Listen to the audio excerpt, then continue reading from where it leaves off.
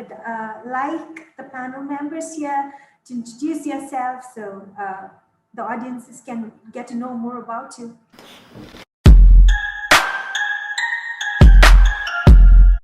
Hi everyone, my name's Lindsay Ashworth. I'm head of digital marketing at Aon.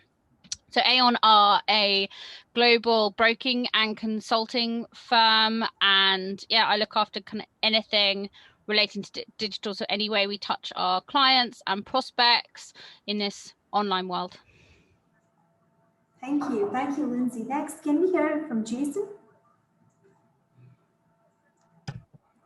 Hi guys, Jason Hunt here. I'm the co-founder of Fresh Crowd Inc. Fresh Crowd Inc. is a social media agency helping small to medium-sized businesses. Worked with the likes of McDonald's, Firehouse Subs, amongst the many other big brands. In 2019, I merged my social media agency with a locally leading SEO company to form Merged Media.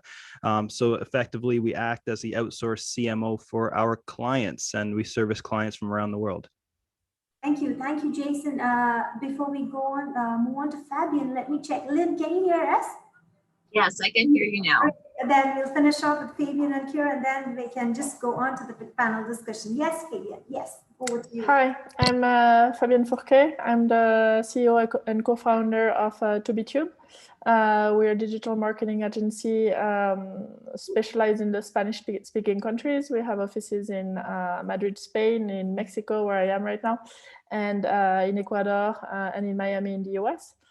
We started as a talent manager agency for YouTubers. From there, we manage a lot of digital media accounts for a lot of talent and big brands, around 500 accounts, totalizing a total of 1.5 billion views a month on social networks. And we work with a lot of brands to help them get better at optimizing their social presence, like PlayStation in Spain, Mau, Corona.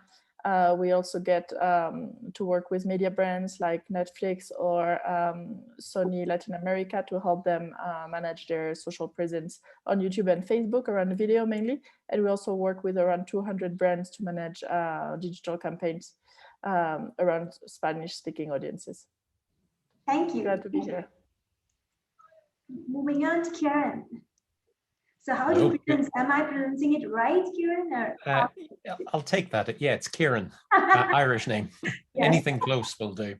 Look, lovely to meet everyone. Delighted to be here. So I have a couple of different jobs. My day job is a global automation lead. So what I do is I work with organizations globally to help them transform. And of course, digital is something that is helping all of those organizations transform at pace and at scale more than ever. Today, I'm representing the AI Journal, where I'm a non-executive director with Tom Allen. It's the fastest growing open source data analytics platform that there is out there. To give you an indication of figures, last November, we had approximately 400 LinkedIn viewers. Today, we have 22,000. It's roughly growing at about 4,000 or 5,000 a month. We're using digital channels to try and scale that particular product area, and then using that to bounce into other areas where we'll be introducing some training, recruitment, and anything else around the data analytics space. Delighted to be here, and delighted, Lynn, to get to hear you now. Oh, indeed. We are delighted too. Wonderful faces. Over to you, Lynn. Hi, guys. My name is Lynn Ola. So I'm the founder and CEO of Chimes Consulting. We are actually based in the Philippines. So we help businesses go digital. So most of the services that we offer are on IT. So we develop website systems, mostly customized for our customers. And then we also are heavy on digital marketing. Yeah.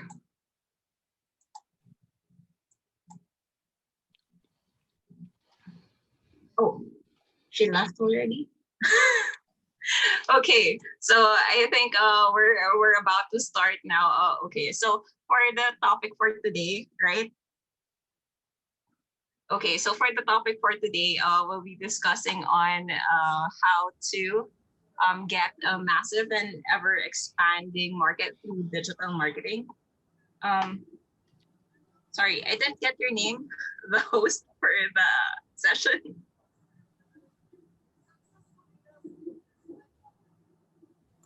Hello? Okay. So there. Okay. So so this is very timely because there's a lot of questions when it comes to going digital, right? So how do we get more in terms of the market share? I think this is a question that's asked not just by startup companies but also companies who are in existence for a long time now, who's trying to migrate from their traditional ways to the digital part, right? So my first questions for you guys would be how do you make use or take advantage of the internet in terms of your business growth right now? Can we start maybe with Kiran or Karen? Yeah. Okay, let me try and jump in and see where we start. It's very hard to imagine a time when we didn't use the internet for our business. You know, this is something that's not new. So where organizations started maybe 20 years ago with simple email lists and a website, it's now evolved tremendously over the last, 15, 20 years. It's extraordinary to think of a time when we didn't have Facebook, LinkedIn, Instagram, or whatever else, but they're relatively, in age terms, new inventions. So we're using any and every channel that we can get to get our audience to grow. Now, you have to be conscious that not every channel, not every social media channel is going to be relevant. We're realistically after C-suite in the data analytics space.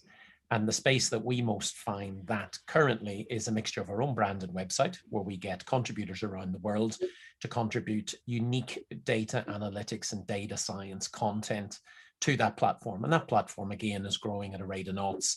So we have roughly about 35,000 viewers a month, unique individual viewers, and 65% of those C-suite in general. What we're attempting to do is obviously use other platforms to leverage what we're doing. So we will, for example, use LinkedIn to advertise and grow community there to try and engage on a more regular basis. The website itself tends to be a little bit more static, and it's not to say that it's not evolving all the time, because we're introducing 10 articles a day. But that unique engagement, that back forward in conversation to attempt to build a community is on LinkedIn and Twitter, primarily on LinkedIn, because that's where we tend to be able to get, some long and short form videos, some text, some great communications. And then over the last couple of months, what we've been doing in addition to the actual website itself is releasing reports and then using LinkedIn Live to run webinars and seminars to get conversation going. So last month, for example, we had 1,300 people talking about robotic process automation, data analytics, and intelligent automation. So again, in the traditional normal world, you might have had these things in a conference. We're not in that space yet. Unfortunately, the UK has not rolled out all the injections that we might want, nor the rest of the globe. So for the next period of time, we will be using remote technologies, digital technologies to try and grow our brand awareness, the community, and then some of the service offerings that we have already introduced to the market and will continue to introduce as well. I just wanted to chime in to kind of grow on what Kieran was saying as well. And I think what's so great about operating in this digital age is that there is so much information on where where different audiences are on different channels. So I think there are so many tools that you can use to build run audience build programs, as we call them. But I think when we started off running digital programs at Aon or digital campaign building as such, we go, right, this is how we run a campaign. We put this much in this channel, this much in this channel, this much in this channel, and this much in media. And then we started to really think where we have really different audiences for all our different products and solutions. So one day we may be talking to chief information security risk officers, and one day we're talking to HR directors. And then we started to have to rethink about, well, there's so much data out there about where different audiences are. I think that's a really good place to start when they're thinking about how do we scale. It's about using all the data and insights that is out there about where different people are, whether it's third-party websites, whether it's different audience areas that you can build on Google, where you can build different audience targeting programs on LinkedIn. I think it's about really thinking or using all that data and insights that's available to build a channel strategy that fits your audience, rather than just having a one size fits all strategy. Yeah, if I can chime in there as well. Yeah, so definitely, I think, for us at least, one of the big selling points to any sort of small to medium sized business for us is they always ask what platform's best for us. To be honest, everybody's target audience is on Facebook. It's just whether or not they have the mental capacity to take the action you want them to take on Facebook, because a lot of people don't want that user experienced on Facebook. So it's being clever with the way that you capture their information in the form of a lead. For example, if you're a B2B, there's a good chance people are not going to take that action you want them to take on a Facebook ad. However, if you have an enticing lead magnet to get them off of Facebook and get them over to your email, that's a pretty strong strategy, because Facebook could end tomorrow and you lose your entire following, but you're never going to lose that email list. So leveraging whatever platform out there. I love Facebook because it's the biggest platform in the world. That's why I say your target audience is likely there, but definitely using those platforms to get them where you want them to go. And in my opinion, it's email.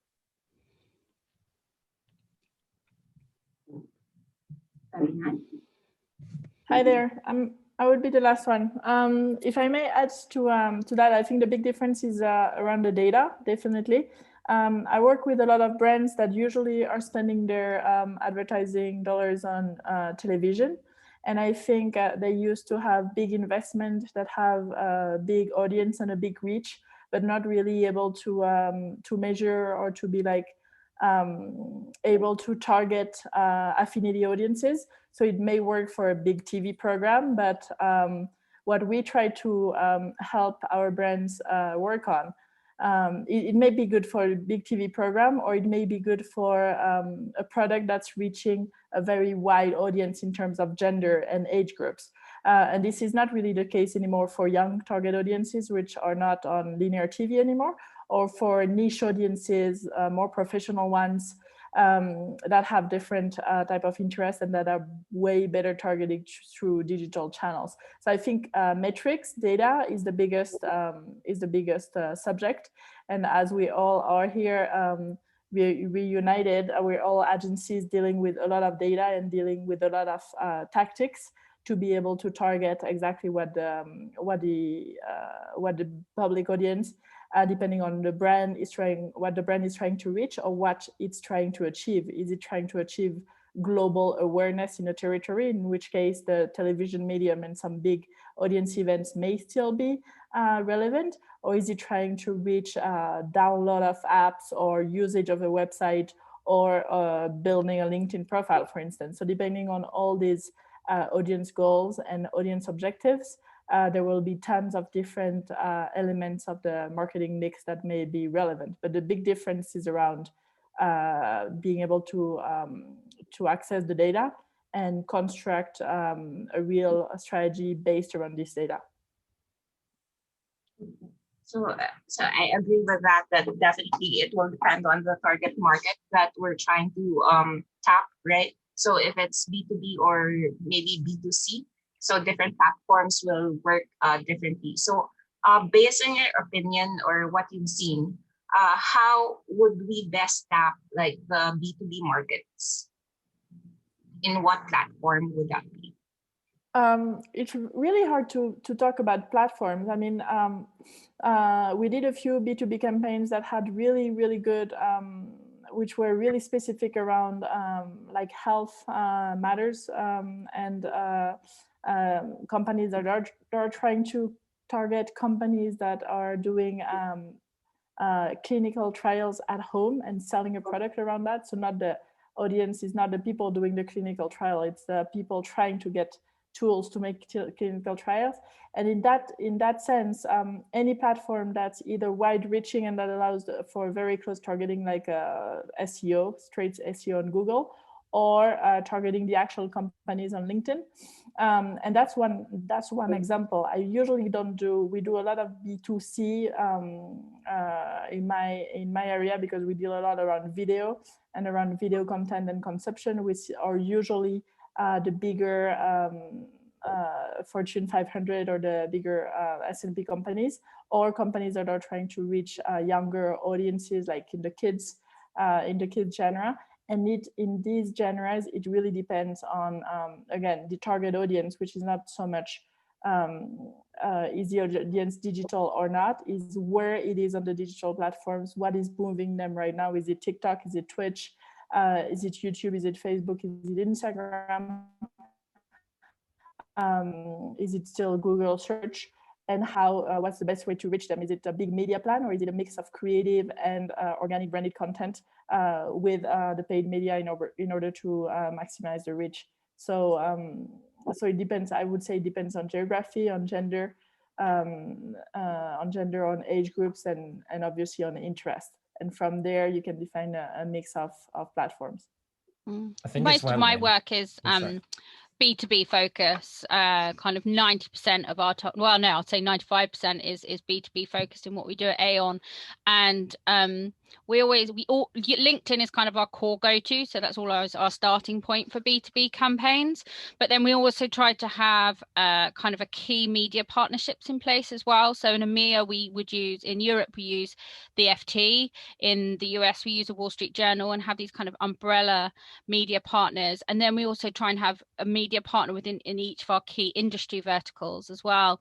So across the globe we have kind of 10 key industry verticals that we target, and make sure we always have a key media partner with that. But then all the campaigns that we are running with all our media partners, we run them across LinkedIn, and then we use the behavioral kind of insights that we get from people clicking through on our LinkedIn ads to then rebuild audiences in Google. So we kind of have this framework set up where it's kind of media running across the top, LinkedIn audience is built, because you can do some really kind of niche targeting to who you want to target for each of your campaigns, and then using the behavioral data we get from LinkedIn to retarget on Google. And that's a kind of a model that we run across all our campaigns in the B2B space. I think on this one, Lynn, it's interesting what we're talking about momentarily, because we're almost talking about the method that we use to get the audience. I think the key thing at the beginning, I know for us in AI journalists, to identify who are the audience in the first place. And then once you have an understanding of the audience, so ours, for example, is London, New York, Paris, San Francisco, they just happen to be the big data science locations are the ones that we're targeting. We're after particular language as well, which in this first instance is English. And then we're after particular groupings, the business development, engineering, IT, infosec, sales, marketing space, quite broad, but C-suite folks all the same. So I think you begin to understand who are your actual audience. And then as Lindsay and Fabienne and Jason have said, it's then about using the channels where people are actually shopping or fishing, whatever way you want to put it, to then start to target. And then not just one channel as well. Otherwise, as Lindsay mentioned, you leave yourself potential hostage to that channel disappearing or losing popularity. But usually one channel reinforces another. I know I'm multi-channel, so I should always expect my audience to be the same. Again, I wouldn't push away television at the moment. It's interesting. There's a chap called David Fenlon I think his company is in the Media Exchange Group. He's actually pushing television and looking at AI to look at some of the behavioral science around, when and who and how to spend. So a little bit of what have seemed, old as in television is actually now incorporating data and data science to better place and better spend money. And that's, again, not just television itself, but actually looking at a multitude of channels in the same way that Lindsay was describing a moment ago, to try and best target your audience in their particular decision moment. Because people move, we tend to find, between channels, depending on the stage of life cycle in which they're in and their purchase pattern behavior. I know a lot of what we're trying to do is actually get people offline to create the conversation and create the community, to try and get people to actually engage and feel that little bit more involved. So we're less a commodity and more something unique. What's interesting about that, what Kieran said there, and is what we've been doing in 2021 is sort of reverse engineering the way we find our audiences. One thing that's worked specifically on Facebook, I'll talk quite a bit about Facebook because that is my area of expertise, but open targeting on Facebook is so powerful, and feeding that algorithm and let that algorithm decide the right user to put that content in front of, and then going back and looking at those audience insights to see the actual people that are engaging on products. It's funny how often I'll talk to a business owner to find out who they think their target audience is, but the data will show totally differently. And what needs to happen is you need to create that messaging to cater to that audience that's engaging on your content. I think something that's worth noting is the fact that Facebook is very low intent. The users on Facebook have very low intent. You need to educate those users on Facebook. People expect a direct result from the platform, they're not going to get it right away. You have to leverage other platforms and increase that ad frequency across the board, whether somebody's coming in from organic SEO or a Google search or from LinkedIn. It's a matter of increasing that ad frequency as much as possible. And even, I mean, I hate to say it, I've said this to people. It's like, hey, you want to go buy that billboard? That's cool. Let's just go and target the postal code that your billboards are in so we can make sure we're getting out in front of that audience as much as possible. Thank you very much for that one. Yeah, personalization would play a huge role for all the digital efforts that we're doing. For the participants out there, for trying to go digital, can you tell us like examples or the challenges that you and your team face when it comes to expanding your market through digital marketing? I think if you're a small startup at the moment, I think you're almost in a lucky space that you can be building your business from the ground up digitally. And I think for me, one of the really important things for, you know, even if you're a one-man band looking to grow and it's the first thing you do, I think it's investing early on in your kind of customer data system, so your CRM system. And I think that's one of the most important things, that you need to both invest in it from the technology point of view, and culturally as well, of starting with facilitating storing as much kind of first party data you can about the clients and prospects, that your known clients and prospects, and then building in that facility to be able to have insights on every single interaction they have with your brand, and then culturally kind of building within your processes, being able to have every interaction that you have with your clients based on what they've done previously. And that's something that if you are a startup, that you can build that from the ground up. And I think where lots of legacy brands are struggling, that they're trying to kind of build that, kind of backfill that kind of process and culture. And it's really difficult if you've got kind of a huge archaic global brand to build that into your business. But if you're starting small and building that in, it's, you know, you can build it into to what you are as a brand. Yeah, I think, Lynn, if I go back, so I've been in business over 2.5 decades. So I've seen probably most things coming and going over the years. 25 years ago, it was hard to get to your audience. You know, you had to spend a great deal of money, even locally, on papers, magazines, whatever it was, local television, you name it, billboards in your local area, to try and get any sort of attention. And very often, what's that old phrase? And I don't think it was as sophisticated as this. You know, you aimed at 50% of your audience. I don't think we even did that at the stage, because there wasn't the data that Lindsay's describing. At this moment, as odd as it may seem, it's actually easier than ever to get started in digital. I understand organizations that are starting up, you know, very often it's about building the product. Well, you can't sell a product unless you've got an audience, and you can't get an audience unless you've got a product. So the two of those things sort of go together. I would say, and again, I use the example that we have done with AIjournal.com, is that we've built the digital as we've built the product. So the original idea is to have an open source community. And as we're doing this, we're starting on LinkedIn, we're starting on Instagram, we're starting on Twitter, and all the time we're publishing the story. And that's, you know, the story of the startup founder, Tom Allen. So we're doing videos on him, how he got the idea, where he started. You know, that creates the personal interest in the brand that most people want these days. You know, they want to be connected to a mission, to a purpose, to something that's actually valuable. And I don't mean from the point of view of dollars or cents. I'm talking about something that people actually feel to want to be a part of. And therefore, as we've been building the brand over time, we've been videoing it, we've been talking about it, we've been posting about it, you know, and that's what I would recommend organizations do even before they're starting. Just post about it a little bit, try different channels, try Jason's Facebook, you know, try LinkedIn, tweet about it, you know, the highs, the lows, the journey, the reason. And then to Lindsay's point, you've now got a set of data in a customer relationship management database where you can start to understand a little bit more about the audience. To Jason's point, you know, you might go in with initial perceptions as to who your audience is and who is the decision maker and who's buying. But you can start to A/B test on that and start to look at the data and start to pivot and start to move in the direction of the audience who are genuinely interested in your product. So whilst it's difficult to get started, in other words, what do I do and what do I not do is often a difficult question. My advice to companies would be just jump on to multiple channels, pick 2 or 3 where the most obvious audience members are, try things. And if it doesn't work, try something else. And if it doesn't work, jump on another channel, start to use the data to make more informed decisions so that your decisions going forward are a lot more deliberate. I think that's really interesting what both Kiran and Lindsay are saying, because what we're trying to push as being mainly a production company around video content, from the history of managing YouTubers and talent that actually create content for a living, is pushing a lot of brands, be it startups, be it global brands, to start their own media very early on, which is start putting your brand out there, create some content around yourself, content around video, put it on the main platform in your territory, start a conversation, because that's something that digital marketing is about: engaging your audience, engaging with AR and building that community, and start selling your product, be it a brand that's selling beers, like Corona in Mexico, or selling video games like a PlayStation in Spain.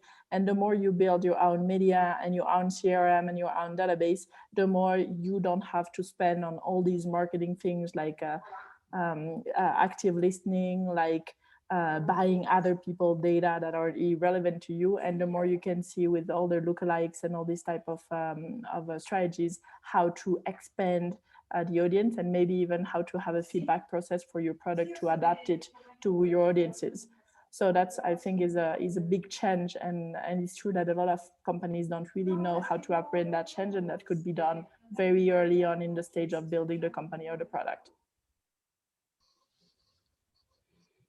I think Fabian brings up a great point when talking about community engagement. I think people really undervalue the importance of community engagement, especially on a platform like Instagram. And to circle back to the original question about challenges, I mean, growing a community nowadays is tougher than ever. What I would say is don't go out there and purchase a following just to have a vanity number. That's not the way to do it. To be honest, I'd rather have 1,000 engaged followers than 1 million non-engaged followers, So you get the most out of your community by means of direct DM, have conversations, ask the questions to your audience, the answers that you want, the answers that you want to understand for your business, or to understand that target audience.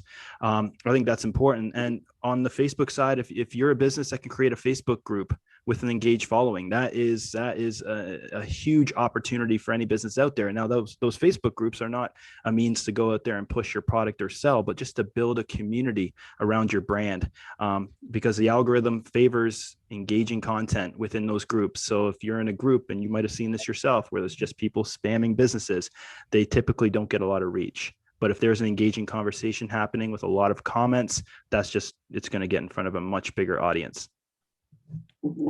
Okay, thank you very much for that one. So we're talking about getting the right market and being present where the customers are in their journey.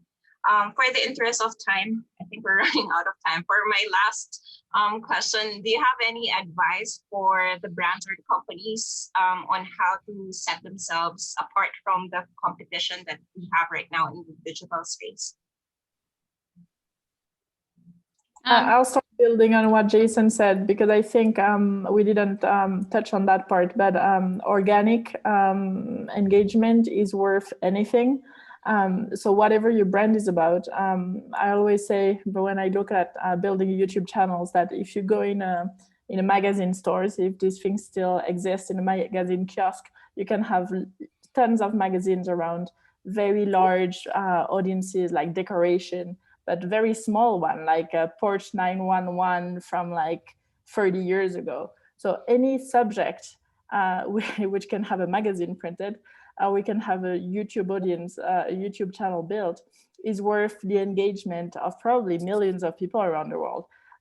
So whatever your product is doing, or whatever your subject is around, this can have an audience of people at least engaged, and then potentially prospective buyers. So try to figure out the organic marketing value of your brand, and build that experience around it. And then from there, you can work on all these elaborate marketing tactics to be able to expand your reach, and then expand your potential buyers circles. And then also, don't think that doing one investment in one paid media something is going to give you tons of amazing results. It's all about trying and learning and trying this marketing mix and adding different things from like Facebook groups to LinkedIn posts, and try to be better at data and looking at all the data that all these campaigns will bring you.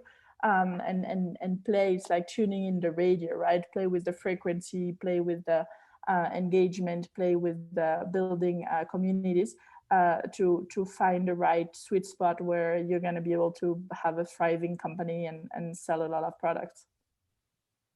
Mine is, Lynn, because we're a content business, it's about finding content that people absolutely love and giving them almost an inordinate amount of value. Obviously, you have to monetize that at some point, otherwise the business doesn't exist.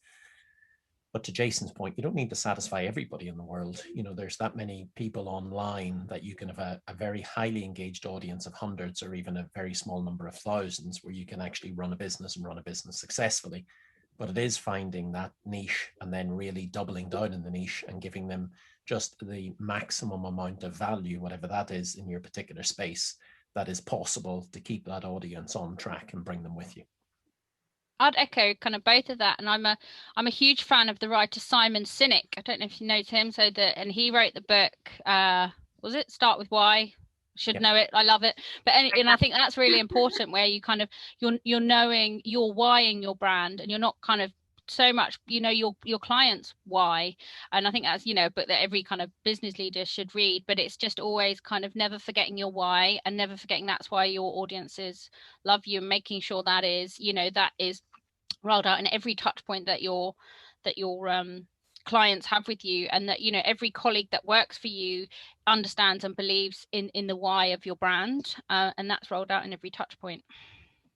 One of the best things that we personally did for our business last year was we started a podcast, a weekly podcast, and it's directed towards our target audience of, you know, small business owners, entrepreneurs, marketing people, and it allowed us such an opportunity to not only benefit ourselves personally, because essentially if you have a business coach on our podcast, we're getting free coaching, and essentially our entire audience is reaping the benefits of it, but it's actually being able to open up doors to other opportunities in different areas. So it really just opens up a bigger conversation, and you're also feeding your audience. And when we do a podcast episode, we're going live on LinkedIn, we're going live on Facebook, Periscope, Clubhouse, we're going live on all these channels at one time. And then we're using that video content to create clips to feed our Facebook ads, which go out on a weekly basis. And we're just bringing people in through our top of funnel, targeting lookalike audiences of people that are our customers and people that hit our Facebook or hit our website. So it's start getting involved in a podcast. It's a simple conversation. I don't care about the subs of my podcast, because I'm more concerned about the quality of the content of the podcast that we're going to be using on all these different channels. Okay. Thank you very much, everyone, for the wonderful insights. I think we've already exceeded our time. Is that right, Shamanthi? Yeah, you're on mute. Sorry. Wonderful session. It's okay, we can exceed the time, but a lot of useful information from all of the eminent speakers here about massive and ever expanding markets for digital marketing. Thank you, Lynn, for moderating the panel discussion, and thank you, Kieran, Jason, Lindsay, and Fabian for a wonderful session. Thank you for joining us today. Thank you. Thanks everyone.